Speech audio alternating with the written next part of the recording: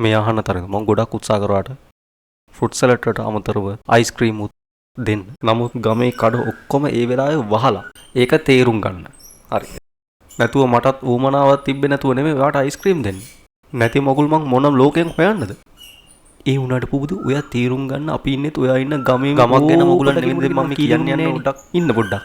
තීරුම් ගන්න පුබුදු මේ අහන් ඉන්න කට්ටියටත් එක්ක මං කියන්නේ අපි ඉන්නෙත් ඔය ගමේ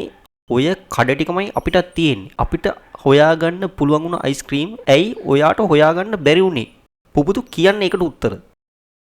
ඔයා ගමේ ගියේ මොන නැකද කියලා මන් දන්නේ නැකතක් ගැන නෙමෙයි මම කියන්නේ හරි තීරුම් ගන්න මට කියන්න තියෙන්නේ මෙච්චරයි අපි ඔයා අපේ ගෙදර ආවෙලා ෆෘට් සලාඩ් ඔය අයිස්ක්‍රීම් දෙකම දුන්නා නමුත් ඔයා අපිට දුන්නේ ෆෘට් සලාඩ් විතරයි වටලප්පන් එකක් තිබ්බා ඒක සෙට් වෙලා තිබෙන එක වෙනම කතාවක් ඒක අපි වෙනම කතා කරමු මොකද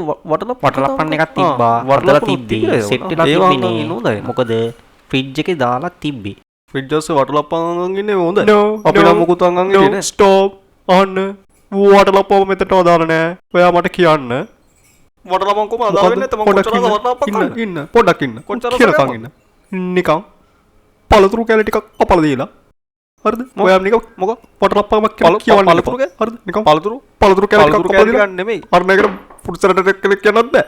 මෙලෝ රහක් නෑ නිකන් පොලෙන් අයින් කරපු පරණ කුණු පළතුරු කැලේ ටික පුළුවන් විදිහට මං කරේ හරිද මගුලක් කියව ඔයා අයිස්ක්‍රීම් බලාපොරොත්තු වුණා මට අයිස්ක්‍රීම් දෙන්න බැරි මම මොනා කරන්නද අවුරුද්දක සැරේ මිනිස්සෙක් ගෙදරකට එන්නේ ඒ වෙලාවට කුණු පළතුරු කැලේ ටිකක් මෙතන දීමේ ෂික් අයිස්ක්‍රීම් එකක් කරන කීවලට මොන විකාරයක්ද ගමේ ඔක්කොම මිනිස්සු විතර මේ ලෝකෙ කෑම